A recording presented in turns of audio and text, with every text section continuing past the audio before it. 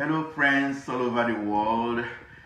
Good evening from the great city of Houston on this 16th day of May 2020.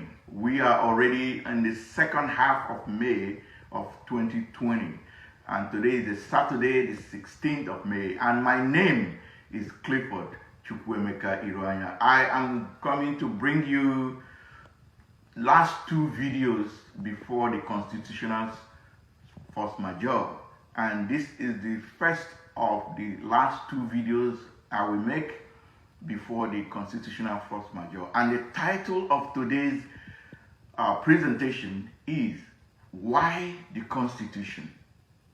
Why the focus on the Constitution? Now, for those who are from the Igbo speaking area of the British contraption called Nigeria, you will recall that there is an Igbo proverb that says that where a child is crying and pointing at, if the father is not there, definitely the mother is there. In other words, for the Lower Niger Congress, for the Oduduwas, for the Middle Belt region to continue to point at the Constitution, then it means that something definitely important or tangible about the Constitution. And without wasting much of your time, let me go to read to you what I downloaded from the internet so that you know these are not my words, directly from the internet about the definition of a constitution. It says, a constitution is a body of fundamental principles or established precedents according to which a state or other organization is acknowledged to be governed. Another definition says, a constitution is a set of rules that guides how a country, a state, or other political organization work. The constitution may tell what the branches of the government are, what powers they have, and how they work. It may also state the rights of citizens. So in other words, the Constitution is a governance structure. Etymologically speaking, it takes the constituent to constitute the Constitution. Let me break it down. When you talk about Constitution is a product of a process.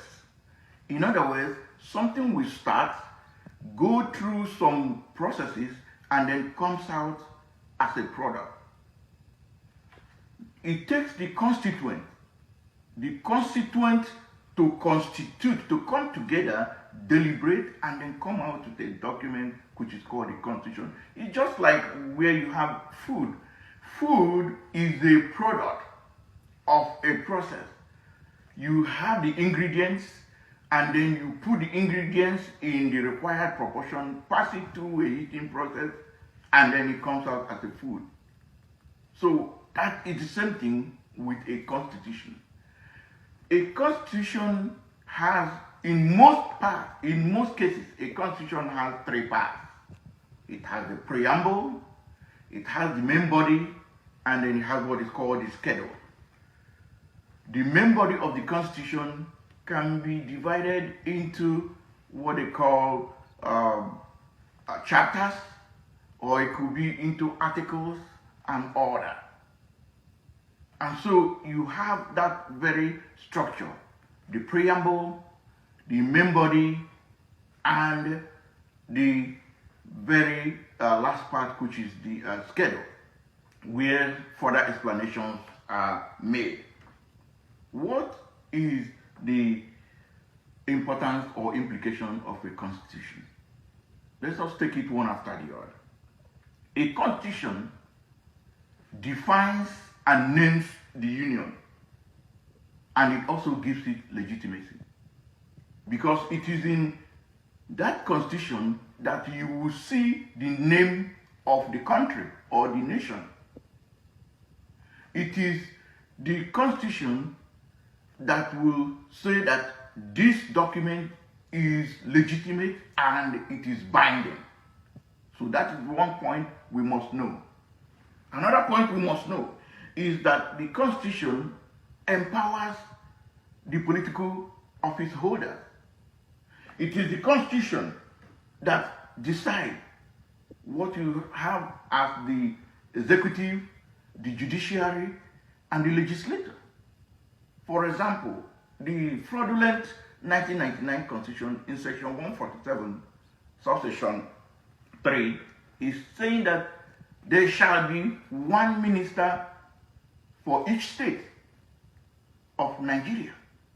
And by virtue of section 3 of Nigeria Constitution, there are 36 states, meaning that by default, ab initio, Nigeria must have 36 ministers. There is no question to that. And then you have other sections too that talks about there should be a state governor. That means there must be a state governor for each state, meaning 36 governors all in all. Now, it is the Constitution that also prescribes the type of government. Is it going to be a presidential system of government? Is it going to be the prime ministerial system of government? Is it going to be a monarchical system? Is it going to be a theocratic system? Or is it going to be also, in terms of party, is it going to be a one-party system or a multi-party system? These are all encapsulated in the Constitution. Another thing that we must know about the Constitution is that the Constitution also stipulates how people will be elected under what condition. For instance, in the notorious section 134, subsection 2 of Nigeria's fraudulent constitution, it tells you how a president can be declared, a presidential candidate can be declared a winner. Also, in section 179, subsection 2, it talks about the governor, how a candidate can be elected as a governor. Now, the Constitution also determines who controls and owns the resources of a country. Section 4, subsection 2 of the fraudulent constitution is there. And then Schedule 2, Part 1 listed 68 items that exclusively belong to the federal government. I am taking my time to state all these things so that we should know the importance of a constitution. Because my second video is going to be on the title, Why Constitutional Force Majeure? Because first of all, you need to know why a constitution before you go to know why a constitutional force majeure. The other thing we need to talk about is, or the implication of a constitution, is that the constitution determines the security and armed forces of a country. For instance, in the same fraudulent constitution of Nigeria, section 214 all the way to section 218 is where you will find things about the armed forces and security of Nigeria. The Constitution also determines how resources are allocated.